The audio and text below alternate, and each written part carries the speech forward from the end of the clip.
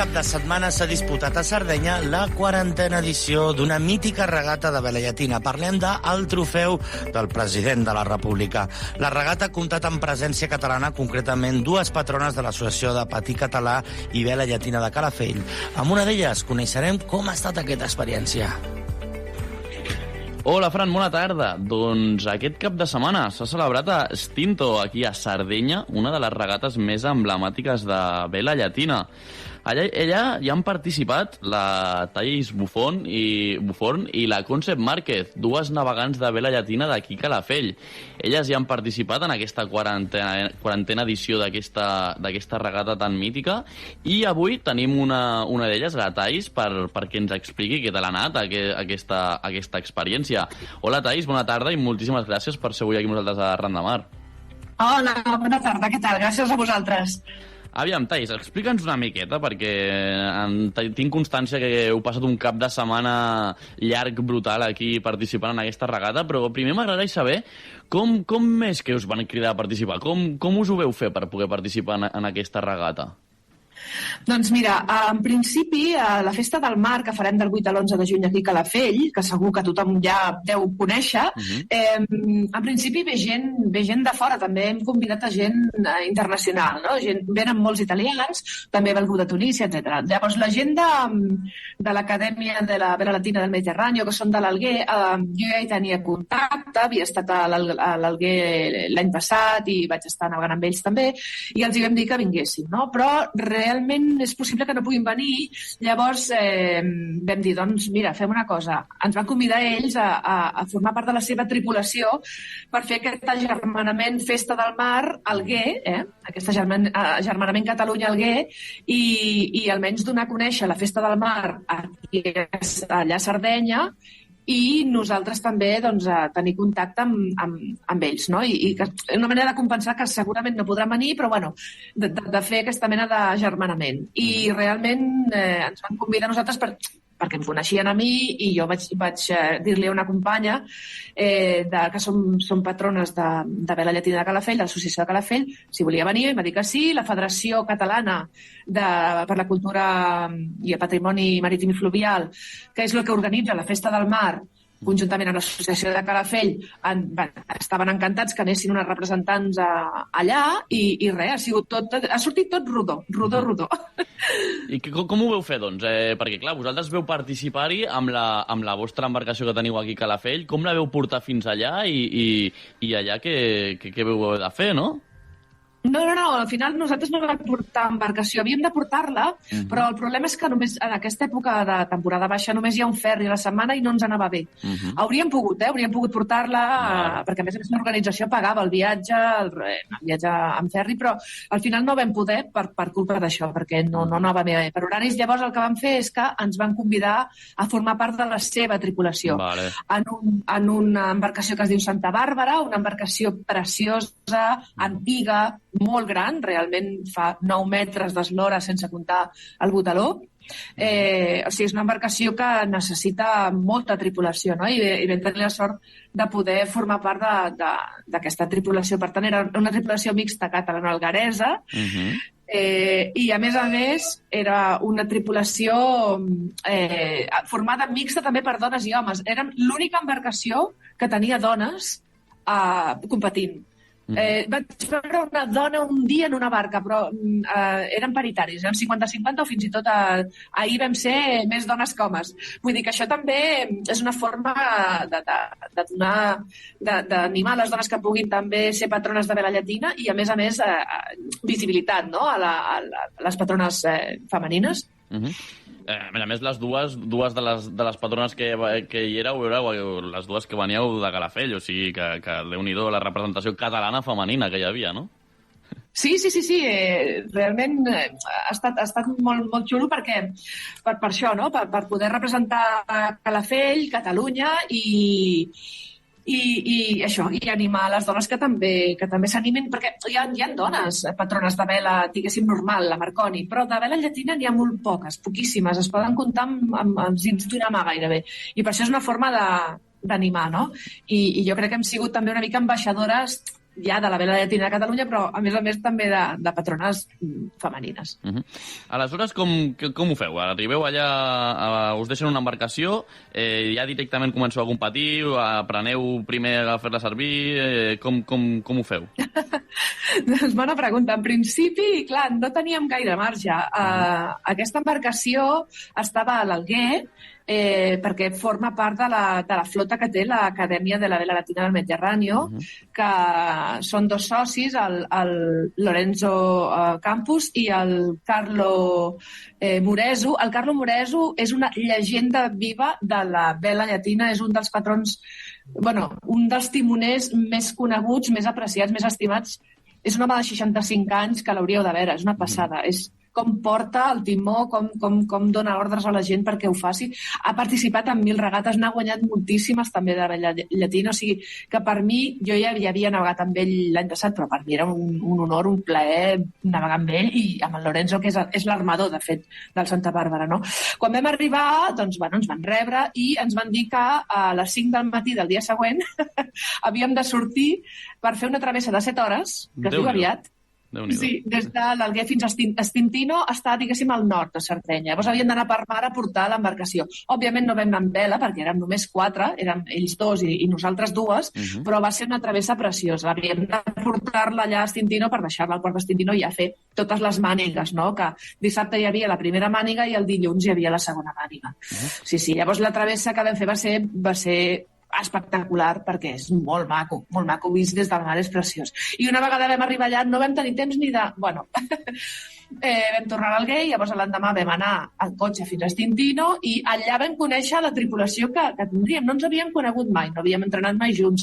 I de fet l'embarcació l'havien tret de l'aigua del com es diu? És que clar, ho tinc en italià, del moll sec, diguéssim, on s'arregla el dia anterior. És a dir, no sabien ells tampoc com respondria l'embarcació.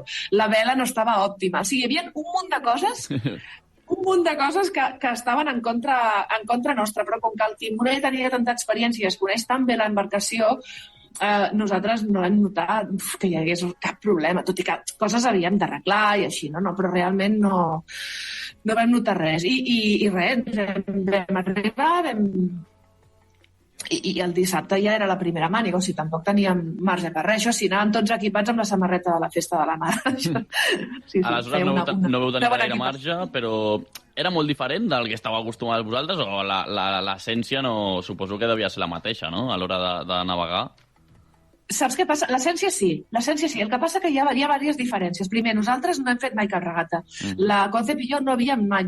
És que, de fet, a Catalunya no se'n fan. Se'n fan a València, se'n fan a Canàries i se'n fan a Mallorca, a les illes, però nosaltres, crec que a Catalunya, si no recordo malament, ja no es fan regates de vela llatina. Llavors, nosaltres, quan anem a navegar amb vela llatina, fem passejades, fem travesses, però no fem l'adrenalina de la regata, no la tenim. Jo he vist i he estat en regates normals, però realment vela llatina és que són embarcacions totes n'hi ha de molt antigues. Una de les embarcacions, per exemple, ahir, que feia bastant de vent, 10 nusos, però amb 15 nusos de ratxa, que és molt per una vela llatina, va trencar el pal, imagina't. Nosaltres no vam trencar el pal perquè teníem una embarcació molt gran i molt forta, no? Però una de les més petites sí que va trencar el pal. Per tant, és tot portat al límit. I llavors nosaltres no estem acostumades a això, tot i que ara ja podem anar una mica més tranquil·les, perquè hem viscut realment molt escurats, anàvem molt ràpid, trimant les veles òptimament, la gent fent contrapès, vull dir, com si fos una regata normal de vela Bergoni, però amb vela llatina. Vam fer creuades al límit, o sigui, espectacular. Sí. Llavors, això de competir us ha agradat ara, doncs, Ui, a mi se m'ha ficat ja el gossanillo. Ja m'ho va dir el Carlo, em va dir sembla que tu et prepararé per ser timonera de vela llatina, de regata, perquè va veure que a mi em brillaven els ulls. Realment hi ha moments tensos, i moments complicats, perquè en aquella zona fa molt de vent. I a més hi ha moments de ratxes que que si no estàs atent pots volcar l'embarcació. Què passa? Aquestes embarcacions no tenen zones estanques, no estan preparades per si volquen, que no s'enfonsin. I hi ha alguns moments, i a mi m'han explicat que en algunes regates de vela llatina allà s'han enfonsat embarcacions. Sí. Enfonsat, O sigui, per tant, jo anava una mica allò, a veure què passarà, i realment hi havia moments de tensió o d'emoció, posem-li així, perquè jo amb el Carlo anava molt tranquil·la. Però clar, jo no estic acostumada a anar tan al límit, al contrari, jo quan veig que la meva escora una miqueta dic, espera que poso recte. Clar, però, bueno, aquelles barques són diferents. És una mica la diferència, no? El que estàveu acostumades a navegar més aviat per diversió, no? Per passar-vos-ho bé i anar xinutxant-ho, no? Com diríem, que no pas anar a un nivell de competició. Clar, per mi la vela llatina sempre ha sigut slow sailing, però ara jo puc dir que la cosa ha canviat. Ara he vist que també pot fer fast sailing, perquè jo diria que potser anàvem a 9 nusos, és molt, 9 nusos, 8 nusos i mig per una vela llatina. Tan gran, tan pesada, allò pesava 4 tonelades, 4, O sigui, és brutal. Sí, era tot de fusta, totes les embarcacions són de fusta, allà. A nivell competitiu, doncs, entenc que hi va haver-hi també primers classificats, segons classificats, va haver-hi... Com veu quedar en aquest rànquing, en aquesta competició? Mira, estem supercontents perquè vam quedar segons de la categoria i segons absoluts. Això, clar, com que hi havia tanta diversitat de barques, sempre es fa per categories. La nostra era per més de 7 metres, no? I, per tant, allà vam quedar segons, darrere de Easter, que és una embarcació que no és tradicional en el sentit que no és antiga, sinó que és una rèplica que es va fer el 2008, crec, no recordo molt bé l'any, i està molt més preparada per ser més veloç, no? Però la nostra va respondre superbé. I també vam quedar segons de tot absoluts. Vull dir que hi havia més embarcacions i els vam deixar bastant enrere. O sigui que, considerant que el barco feia poc que havia sortit del dique seco, diguem, considerant tot el que vam considerar, que no ens coneixíem la tripulació, que hi havia gent inexperta, gent que no tenia tant de nivell, ostres, jo crec que està molt, molt bé, haver quedat segons, molt bé. Què tal això d'haver de navegar amb gent que potser fins a aquell mateix moment ni coneixies? Mira, només et diré que hem estat super a gust. Ens han acollit com uns algueresos més. L'idioma no ha estat pas un problema. Al contrari, jo no parlo italià, o et puc dir que no el parlava, perquè he vingut aquí parlant-lo. Vull dir que, a més, allà també parlen català alguerès algunes persones, cosa que és també molt maco de sentir. Ens hem sentit com un mes de la tripulació. Ja coneixia jo el Carlo i el Lorenzo, tenim molta confiança i, per tant, i és que ens han acollit amb els braços oberts, ens han fet masterclasses durant la navegació, durant la reparació del barco, O sigui, ha sigut, no sé, és com si m'hagués passat allà 2 mesos. Jo li comentava a la Concept, ostres, és que se m'ha fet... No puc dir que se m'ha fet llarg perquè això sonaria malament, però vull dir, és com si hagués estat més temps. Han sigut 5 dies, però tan intensos, tan intensos i cansats, òbviament, però ens hem sentit superacollits i aquí ja sé que no ens escoltaran perquè ja no crec que arribi el programa, però vull agrair moltíssim al Carlo i al Lorenzo com ens han acollit i realment a tota l'organització i als altres equips també, perquè sí, ens han fet sentir com unes navegants més de vela llatina. No sé si els arribarà, però el que sí que et puc dir és que els hi podrem fer arribar al programa, o sigui que segur que et poden escoltar. I tant. Val, Thaís, doncs moltíssimes gràcies, Thaís, avui per haver compartit l'experiència. Veig que es reflexa en la teva veu el bé que us ho heu passat i la gran experiència que heu tingut, a més, tant a nivell competitiu com també quan veu haver de traslladar la barca d'una banda a l'altra, que vam ser aquestes 7 hores de recorregut que ens has dit, que també ho devíeu passar bé, no només disfrutant també del paisatge, que com bé deies, Sardenya ha de ser superbonic i preciós de veure. És preciós, sí. Sí, a més, el bo va ser que, clar, a la travessa jo també vaig portar el timó molta estona i portar el timó d'una embarcació tan històrica i tan maca com la Santa Bàrbara és realment realment és un plaer. I sí, a més navegar per aquella zona. Jo, de veritat, si no heu estat, jo us ho recomano. Si podeu fer alguna travessadeta en barco, encara que sigui els barcos turístics aquests que porten d'un lloc a l'altre, alguna illa, heu d'anar perquè és preciós. Sí. Doncs des d'aquí us recomanem. Thais Bufort, moltíssimes gràcies per haver estat aquí amb nosaltres. Gràcies a vosaltres. Seguirem en contacte, ens retrobarem per aquí, per Calafell, a la Festa de la Mar, a veure si... Sí, us convido a tothom, heu de passar. I tant. Fantàstic, Thais, doncs moltíssimes gràcies, a reveure. A vosaltres, a reveure.